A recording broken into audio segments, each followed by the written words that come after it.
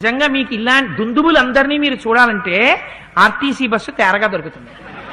ఎందుకు దొరుకుతుంది అంటే పూర్ ఫెలో కండక్టర్ అని ఒకడు ఉంటాడు ఆ బస్సులో. వాడి కర్మ ఏమిటో, వాడు ఎన్ని పాపములు చేశాడో, కానీ నిజంగా వాళ్ళని చూస్తే జాలేస్తుంది. అది మూవింగ్ బస్సు. మూవింగ్ బస్సులో ఒక కర్రని ఆధారం చేసుకుంటే సామర్లకోటి అని 100 రూపాయలు ఇస్తాడు. ఈ కాగితం అందులో పెట్టుకుని టక్ అని ఇలా అని అందులోంచి ఇలా 10, 20 కొందరు వేళ్ల సందుల్లో పాపం పెట్టుకుని బస్సు నిండా జనం 10లు 20లు 93 రూపాయల 25 పైసలు వాడికి ఇవ్వాలి.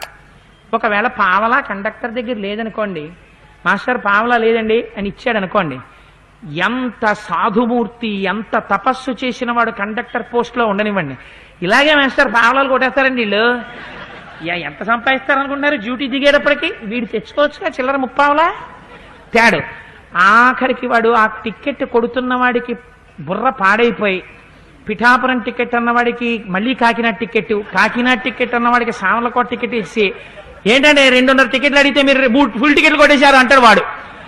ఉండండి మాస్టర్ మీరు కంగారు పడకండి, ఫుల్ టికెట్ ఇంకోళ్ళకి ఇచ్చేస్తాను, మీకు హాఫ్ టికెట్ ఇస్తానని వాడికి ఆఖరికి కడుపు మడిపోయి, ఏంటంటే పావలా పావలా పావలా అని తినేస్తున్నారు, మీరు 10 రూపాయలు ఉంచుకుని మీరేమంటే సామర్లకోటలో దిగినప్పుడు పావలా అంటాడు.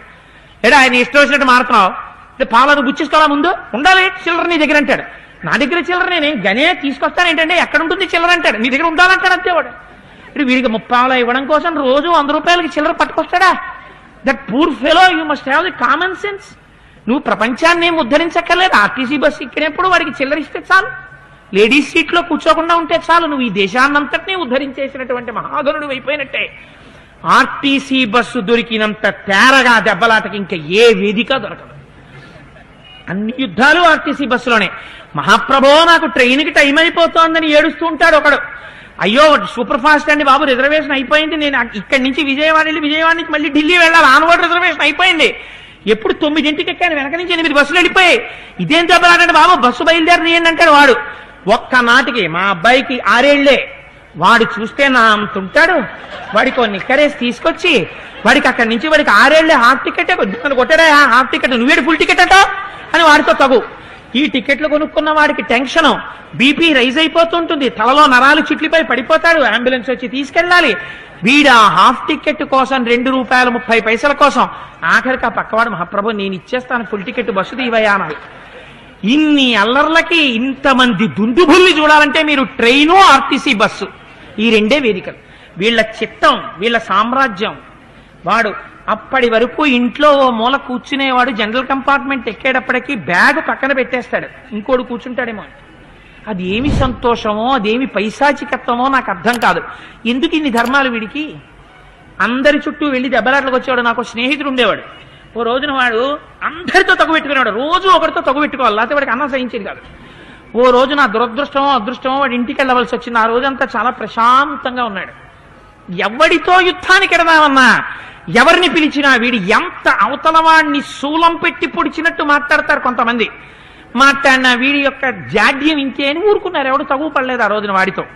వాడికి ఎంత బాధగా ఉంటుంది, వాడికి అన్నం సహించలేదు, క్యారేజీ తినలేదు, ఇంటికి వెళ్ళాడు. ఆ రోజు ఎందుకో నా ప్రారంభం వాడితో నేను వెళ్ళవలసి వచ్చింది వాడి ఇంటికి. వెళ్ళాను, వెళితే వాడు భార్యని పిలిచి అన్నాడు, ఉత్తరాలు వచ్చాయా మీ నాన్నగారి దగ్గర నుంచి ఏమన్నా అన్నాడు.